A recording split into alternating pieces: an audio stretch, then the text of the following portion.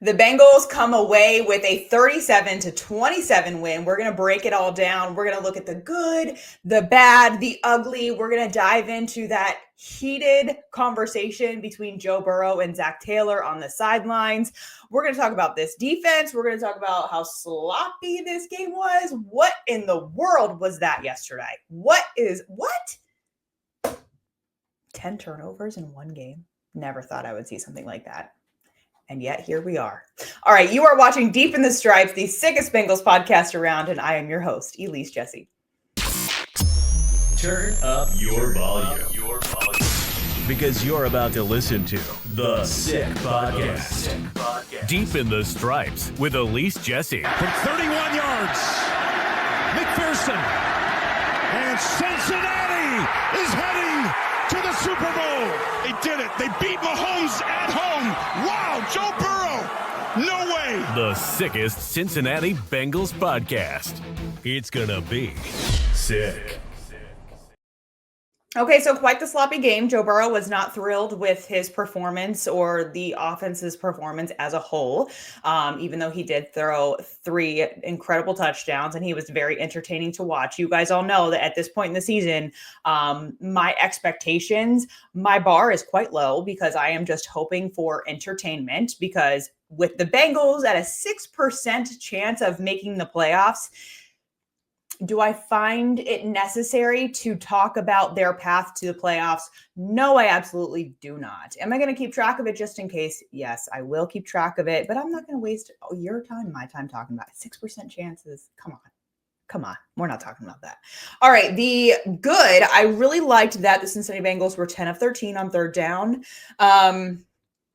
Wow. The defense, obviously you're going against Will Levis and Mason Rudolph, but the fact that this Cincinnati defense showed up, especially in the second half, and overall they come away with 4 interceptions. Those 4 interceptions from Geno Sohn, which was a pick 6, Cam Taylor-Britt. We're going to get more into Cam Taylor-Britt later on in this episode too. Rookie Josh Newton, and of course the veteran Mike Hilton. They all come away with INTs. Happy for them. Jermaine Pratt hit a career high, I believe it's 119 tackles for him, Jermaine Pratt, in a Bengals uniform. And of course he popped off on Twitter if you want to go into that. I'm paraphrasing, but he was kind of like, yeah, you all talk a lot of smack and here I am with my career high in tackles in a season. Basically shut your mouths is what he's saying.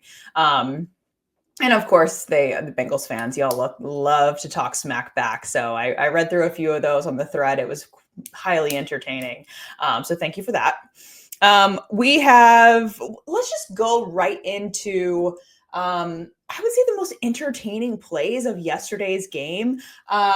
First of all, I had to rewatch this, full disclosure, because I was at a birthday party for the second half of the game. So I jumped in here at like 5 this morning, turned on the game, grabbed my coffee, and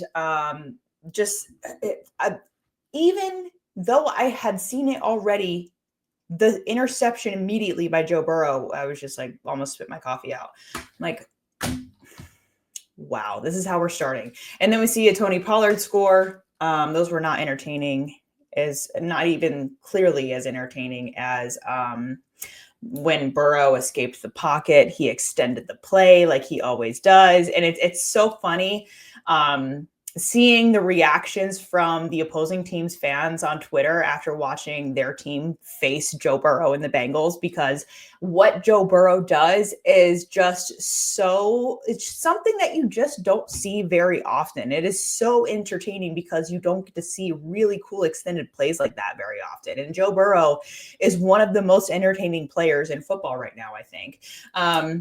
He threw that touchdown to Chase Brown. And then I thought the Spears touchdown, where he was essentially crowd surfing with the ball up in the air, like breaking the plane for the touchdown, I was totally entertained by that. The Mike Gesicki flip in the middle of the field, that was fun to see. I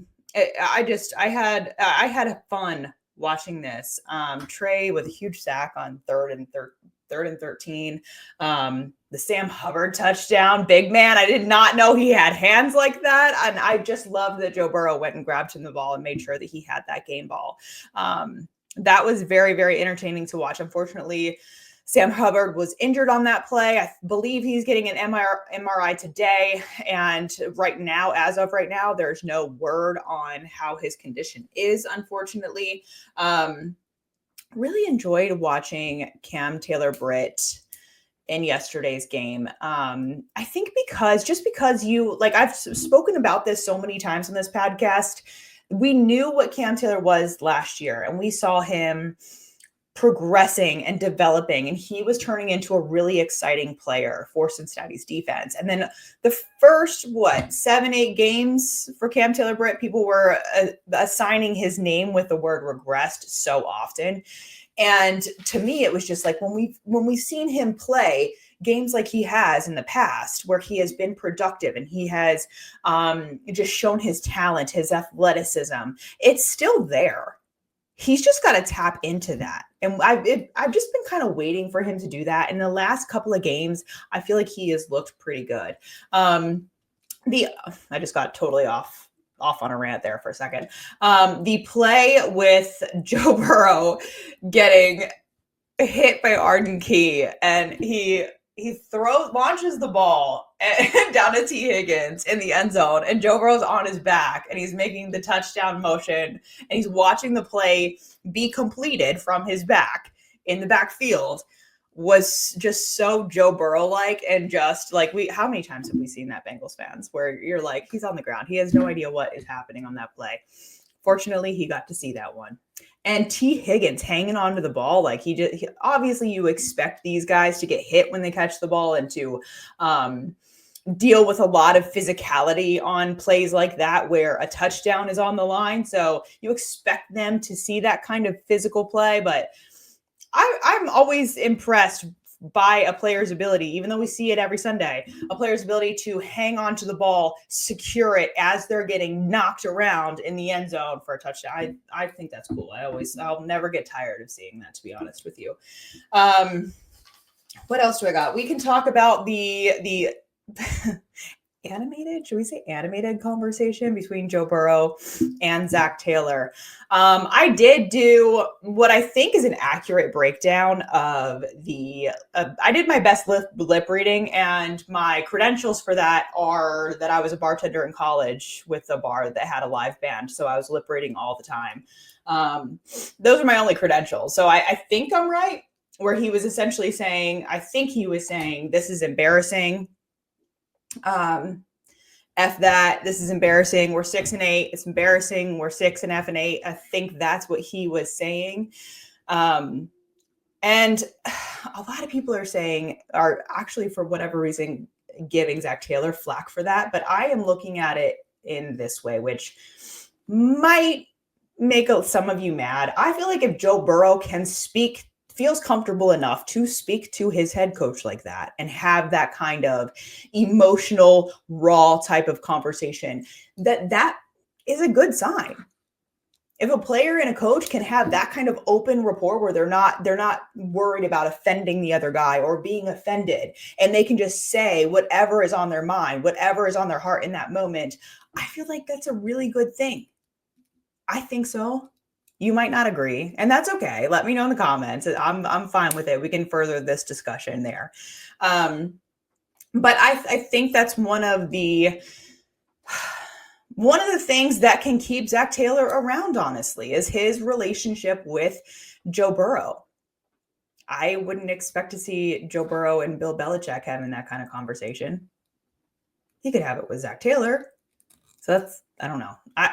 I didn't think that it was a bad thing that Joe Burrow was voicing his frustrations to his coach in such a raw manner. I really didn't. And you can kind of feel for Joe Burrow and empathize with Joe in that situation because, again, he is having a record year. He has 36 touchdowns, actually broke his record that he set back in 2022. He broke that in this game. And what does he have to show for it? What does he have to show for his healthy season, his efforts, his work? 6-8. Wouldn't you be pissed? I would.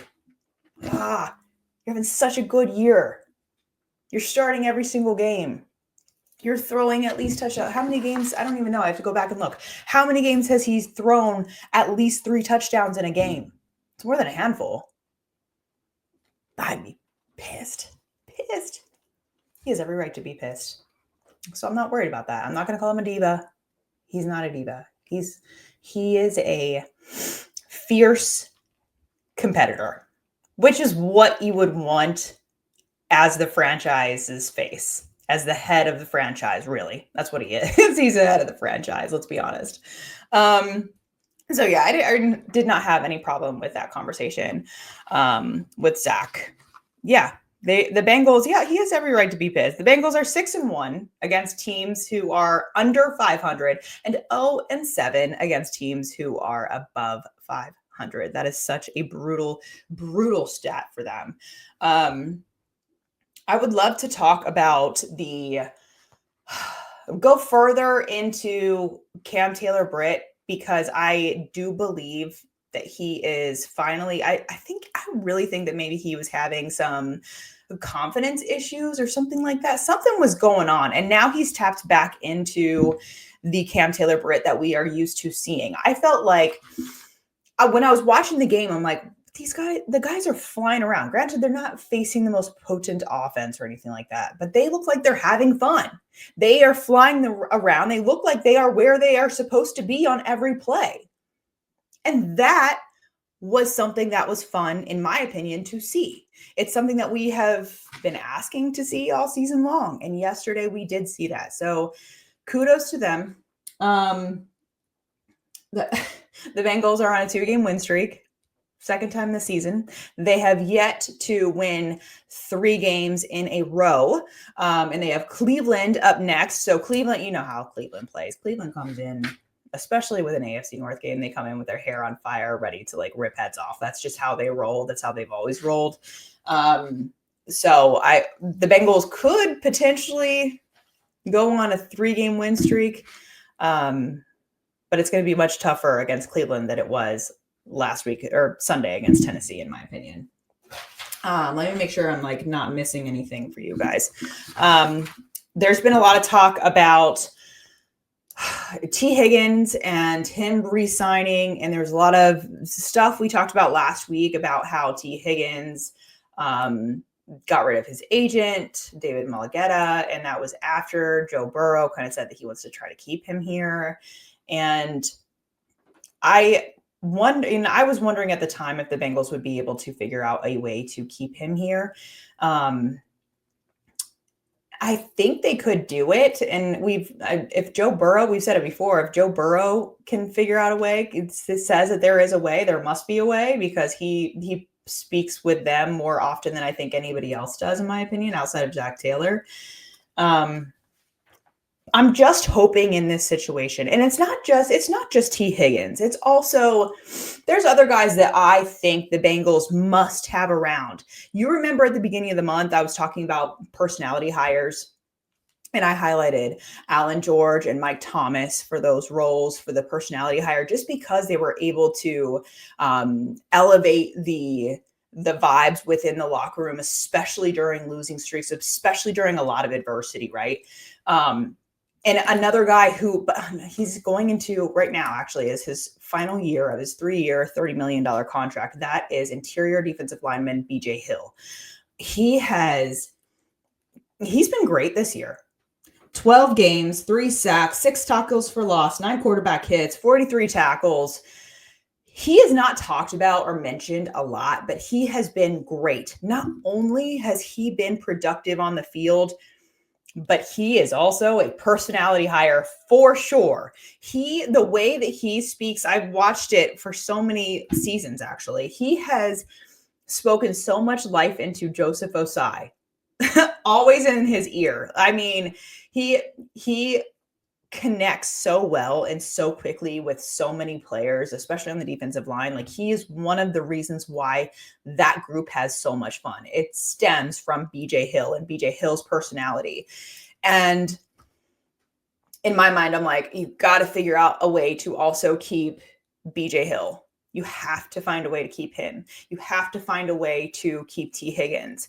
And it does worry me, because we've seen the Bengals make this mistake a few times. They haven't learned their lesson. And you know what? The simple lesson is, You do not go out searching for Swarovski crystals when you have diamonds on your roster.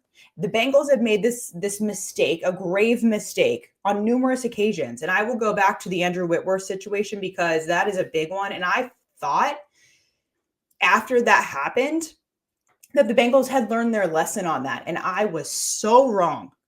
The Cincinnati Bengals see Andrew Whitworth. He's in his 10th year, and in his 10th year as a Bengals left tackle. Yes, he's getting up there in age on paper. It is not showing in his play, but on paper, he is starting to get up there in age, right?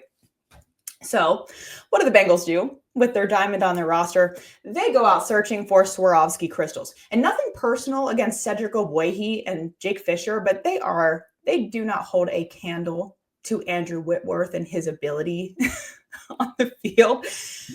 So if you're looking at Jake Fisher and Cedric Ogbuehi and Andrew Whitworth, which one has more value? I would say that Andrew Whitworth was more valuable in his time playing than both Cedric Ogbuehi and Jake Fisher tenfold. Yes, a diamond is going to have some blemishes, like age, like the number, not in his play, but in the number. And a Swarovski crystal is going to look beautiful and enticing. But when you take the diamond and the Swarovski crystal into the jewelers and have it appraised, one is going to have significantly more value than the other.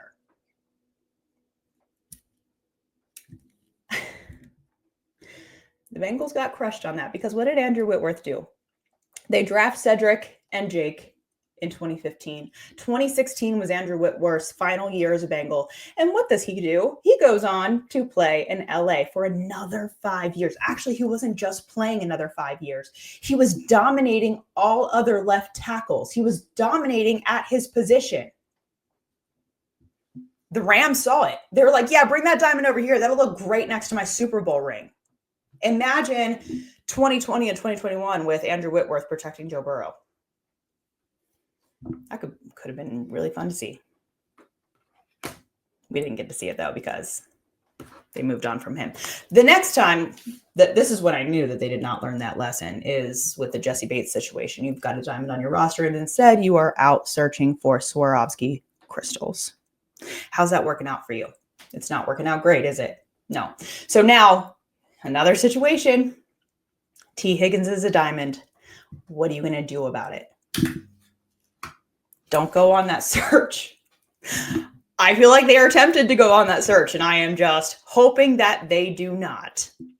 Because in the last almost decade, it has not worked out great for them. We can go back further.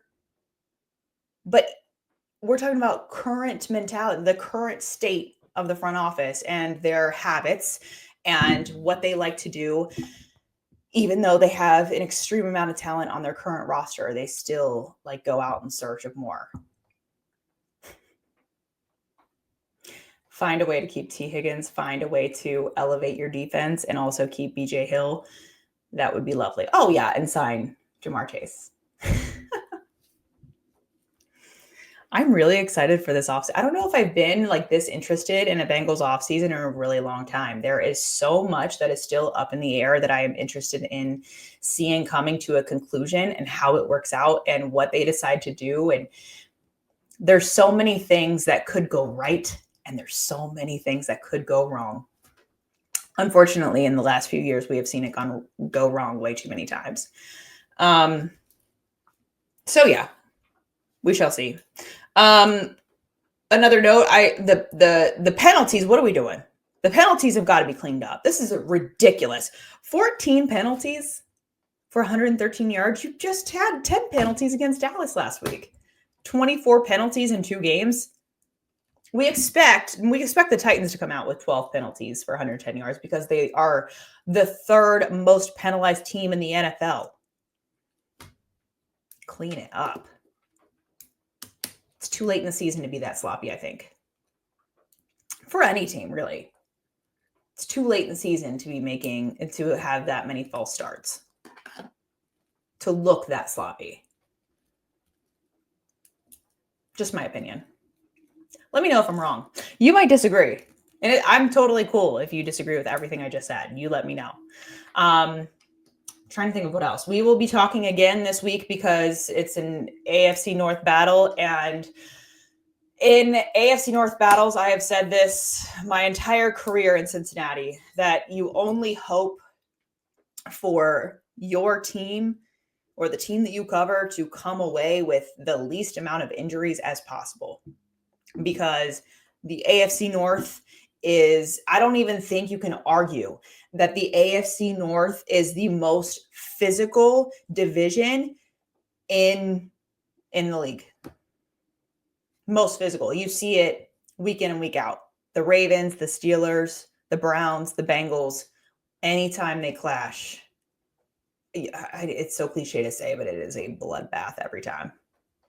We've seen it for over a decade now. Well, longer than that, but I've been covering it for over a decade. So we'll dig more into that later on this week. But for now, such a sloppy game. Happy for the guys to get the win. Yes, they have a very, very thin chance of making the playoffs. So I guess we'll keep an eye on it, but we're not really going to talk about it, guys, until it really becomes a thing. So until then, hang tight. Hopefully we are able to talk about real playoff chances, maybe even next week or the week after that. So for now, thank you for watching. I appreciate all of you guys being here, as you always do. Thank you for the people who have been here since day one. We appreciate you, and we'll see you in a couple days. And that's a wrap. Hope you don't miss us too much until next time. Follow the Sick Podcast Deep in the Stripes with Elise Jesse on YouTube, Instagram, Facebook, Google Play, and Apple Podcasts.